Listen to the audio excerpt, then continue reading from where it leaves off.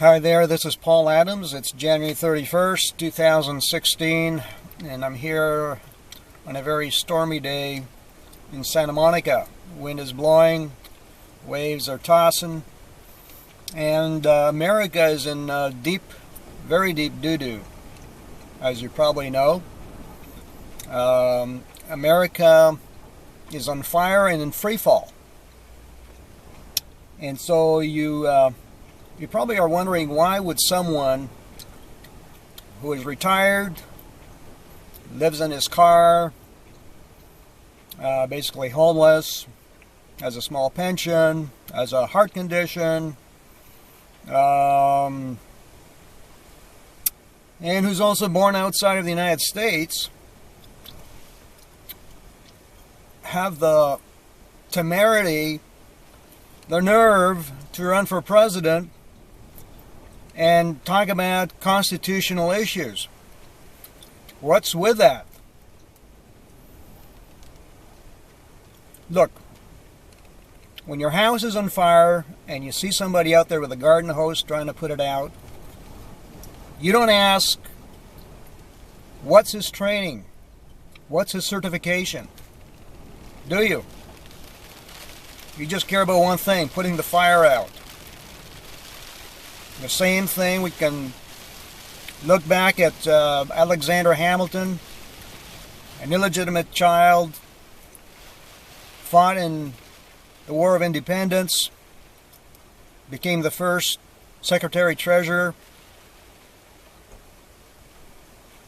You know, he was born outside of the United States, Nevis, West Indies. So were 6 other founding fathers. So that's a moot point, okay? I don't want to even hear about that anymore, because it really bothers me that you can be so politically correct about something so vital and important as to the survival of the American democracy, the Republic. I've been reading a book lately, After America. There's a lot of other books like it.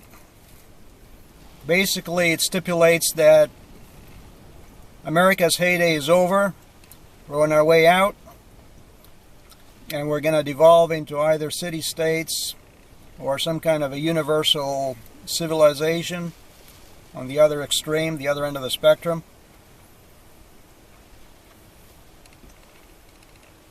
So this is very serious. I've looked into the Article 5 Convention of States proposal,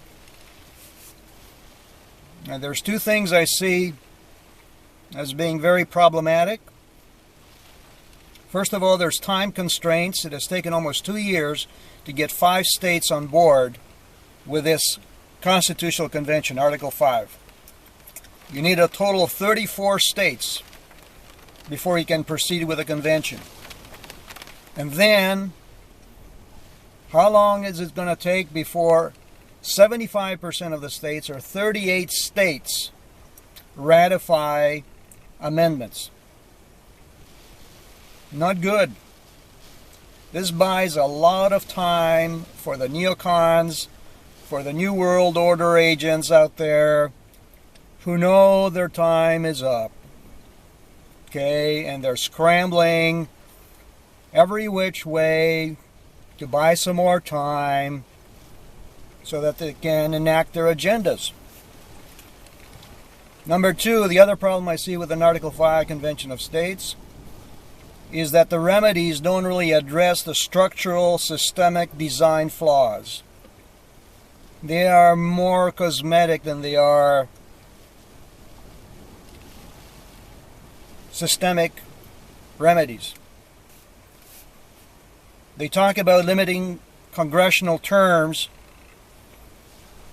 meaning that the rotation of those House reps in Congress will be accelerated at a faster rate. And that's like your mechanic telling you that the reason you're getting flat tires is because you're not rotating your tires as often as you should. Just doesn't make any sense. It doesn't resolve the problem. Then they talk about electing more honorable House representatives. How is that possible? How do we all of a sudden breed a more honorable person who is just as human as every other human being that ever stepped into those hallways of power and can be just as easily manipulated, bribed, and blackmailed? Get a grip. Who are you trying to kid? Are you kidding me? That all of a sudden, from one day to the next, we are going to implant and embed honorable representatives. Like the Italians would say, oh, sei pazzo. Yeah, we do need to enact election reform, balanced budget reform. There's all kinds of issues that we can get into. But the structural flaws will still be there. The third issue is who's going to chair this convention. When I hear of people preordained, pre-appointed to chair this convention, big red flag comes up. Whatever happened to the democratic way of life? Voting people for the job. So I get very suspicious also when people say that unless you've had 40 years experience in constitutional law or have a PhD in constitutional law, you can't be part and present of the debates. What? We, the people, are the owners of the Constitution. The people, the ordinary people. So my solution is very, very simple. You see this? This is the typical pyramid of power. You have the elite on top and the unwashed masses at the bottom. The people are always at the bottom. They always have been. Hoodwinked, broadsided, tossed over a barrel. You know what I'm talking about, right? This is it right now. What I want to do is flip this over like this, where the people are at the top. The people have the final say. All right? We are getting into an age that is becoming more and more transparent. With the social media, we are able to tell who's telling the truth and who's telling lies. And people require more accountability of their elected officials the more transparent things become. And the less they are able to deliver on the accountability, the more the people get alienated and divorced from the system.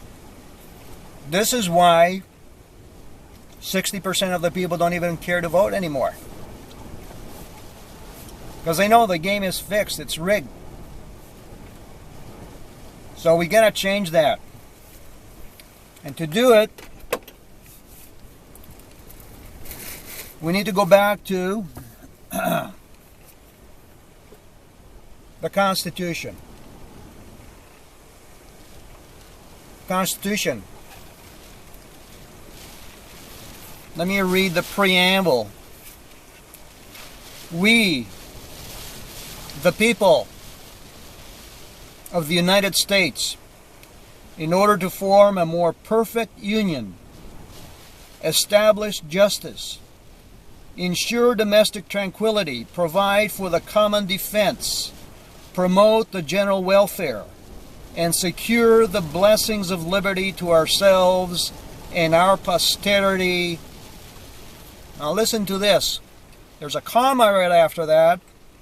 Okay? Do ordain and establish this Constitution for the United States of America. Who ordained it? Who established it? Not the legislatures, not Congress. We the people. We the people. The Constitution belongs to the people. It is ours. It is our instrument. We have final say over it. We are also the employers of the government. Local, state, and federal. The government is the employee. Let's not forget that ever. Okay? That should be taught at every school level. Everybody should know that by now.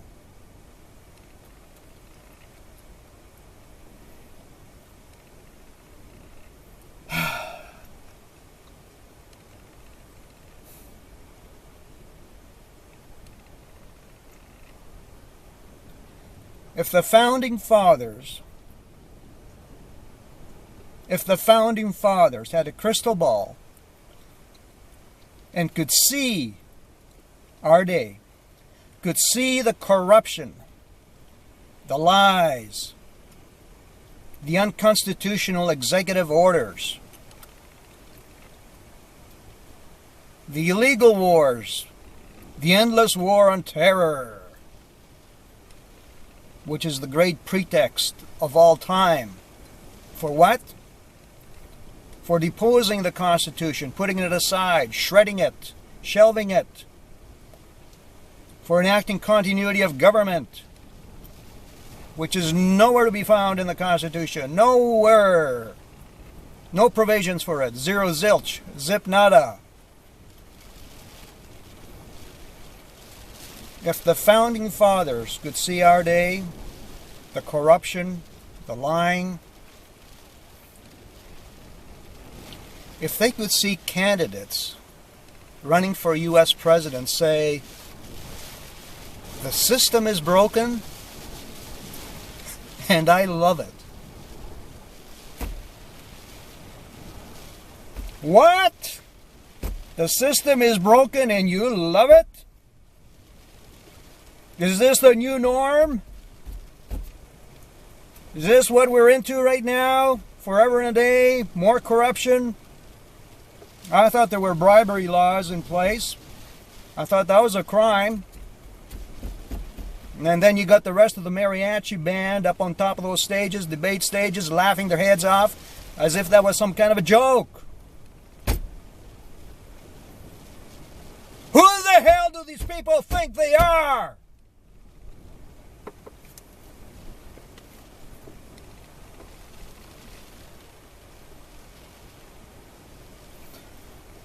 If our founding fathers could see our day, and if they had at their fingertips the kind of technology that we have today, the internet, satellite telecommunications,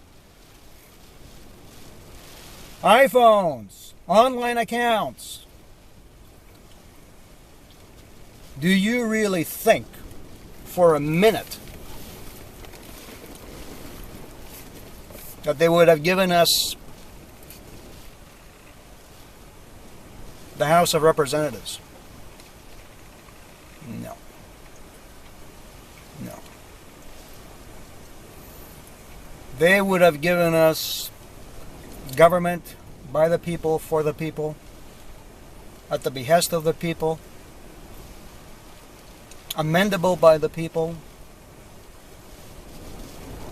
That's what they would have given us. An online citizen's account. And a lot of people say, you know, nah, people are too dumb. They'll never be able to figure it out. Look, if you got an online bank account, if you've ever done a transaction by PayPal, if you ever bought anything on eBay, you can go online and have an encrypted account that will be your U.S. citizen account. Okay? It's not brain surgery. It's doable. It's been done. Besides, Switzerland has it. Perhaps not in digital format, but they have direct democracy. The people are the ones who vote on the bills that are being debated on the upper chambers. They vote on referendums. At the touch of a button, they can recall rogue elected officials. Okay, it doesn't take them a month or 6 months or a year to impeach a president. Whoa! That's real power. And they can amend their own constitution. They don't need corruptible middlemen. People that can be bribed and bought by Wall Street, the special interests, defense contractors, the globalists, the whole shebang.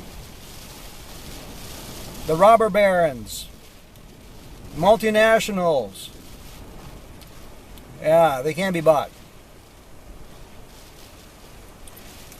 People cannot be bought. It'll be very, very hard. And then if the people decide, okay, there's the other argument. The people are going to decide for a welfare state. Are you kidding me? No. They won't decide that way because they know they'll go broke. Once they go broke, there's no more country. It becomes like Greece, where you have to sell off piecemeal little pieces and chunks of your country to make up for the deficit. That will never happen. Okay? Look, if people are smart enough to vote in, the morons in the House of Representatives would never even take the time to read the 6,000-page long bills before they vote on them. They're smart enough to check out the bills in a simplified format with the pros and the cons and decide which way to vote. And we have to get rid of that Common Core paradigm so we can smarten up our people a little bit. Okay? We got to wean them off from the TV sets and the sports so they can understand their own country, their own constitution. And for those people who don't have access to computers, we'll have special government outlets where they can go in there and with some assistance get into their account. Can be done. Look, time is of the essence, and we've got to do something. We don't have time to waste. So here's my proposal, and I'm not an organizer, okay? I'm not very good at that. I'm good at coming up with ideas, but as far as, like laying out the groundwork for big organization and community organizing and all that, I'm not your guy. I'm more of an executive. I was managing director for 2 years, global projects, finance and investments for an oil and gas company, invested my whole life into it for 2 years and got zero back, and that's the reason I'm in the rut I'm in right now, okay? Here's what I propose for the next election. That in the ballots,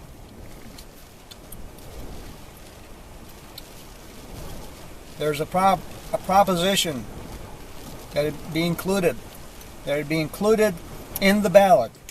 And you people at the state, local level will have to figure out how this is going to be worded. We may have to come up with some kind of a temporary organization to nail down the wording, but this is the kind of wording I would recommend.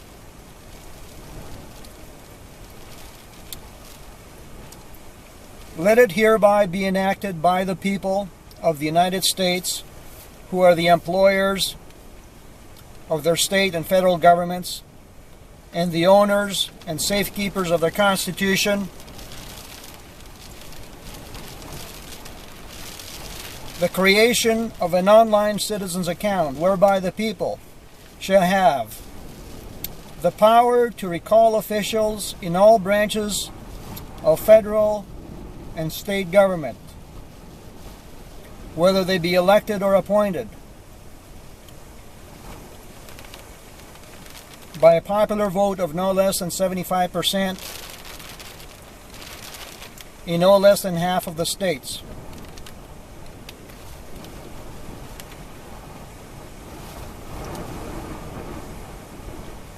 And also have the power to vote on bills and referendums, and the power to ratify constitutional amendments by the vote of 75% of the popular vote.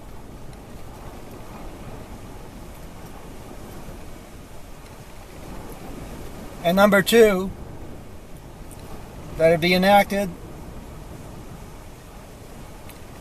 that the House of Representatives, effective June 20th, 2017,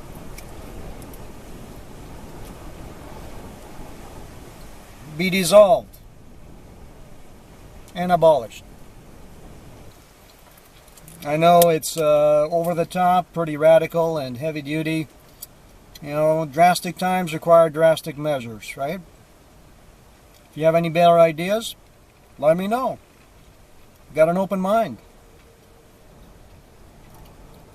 You know, how do we get the power back to the people? That's my main question. I don't want to hear about limiting terms, extending invitations to honorable men and women to run for office. You know, I don't want to hear about cosmetic changes, balanced budgets, etc., etc., etc. Those are all cosmetic issues. I want to know how we fix the structural, systemic problems, the flaws that we have in the Constitution. How do we get rid of the endemic corruption, okay, that is plaguing us at an ever-increasing rate? It's like a cancer. Now, how do we get rid of that? That's what I want to know. Give me an answer. What is your solution? Why aren't you running for president? You were born here. Run for president, for Pete's sake. Get off your duff. Do something. We need patriots, not onlookers. Monday morning quarterbacks.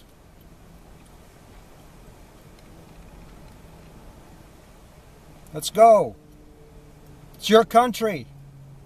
Why should I be coming here to tell you it's your country and do something about it? And I wasn't even born here. Shame on you, all of you. You're just sitting back and taking it like pussies. Yeah, I believe in God. So what?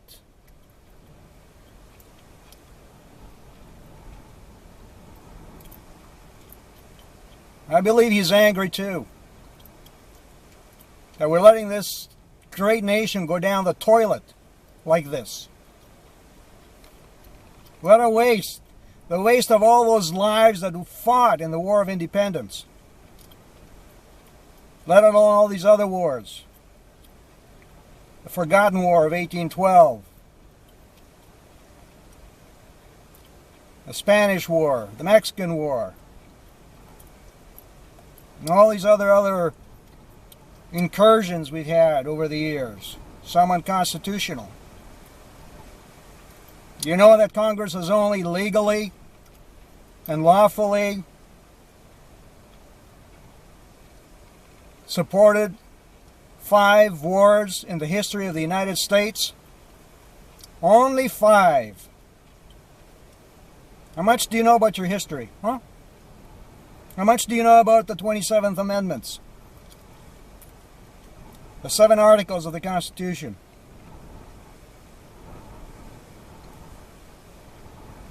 Get with it. You gotta get with it. Stop playing games online and gambling and playing your video games. This is serious stuff. Because pretty soon, if you don't do something, The guys on top of the pyramid will make sure you're under their thumb forever and a day. Yeah. Well, they're already doing it. They have total oversight over us. NSA, TSA, they can x-ray us at airports. We're under a microscope. Everything is being monitored, except we the people can't monitor them. That is the problem. That is the tragedy. It's beyond, maybe it's beyond redemption. Maybe America has to dissolve into the ashes before we pick up the pieces again. Maybe we're too far gone, too lazy. Yeah, maybe that's what it is. Maybe this book is right. Maybe this book is right. We're too far gone.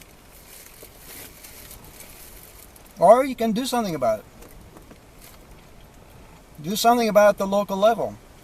Find the wording to enact, install an online citizens account.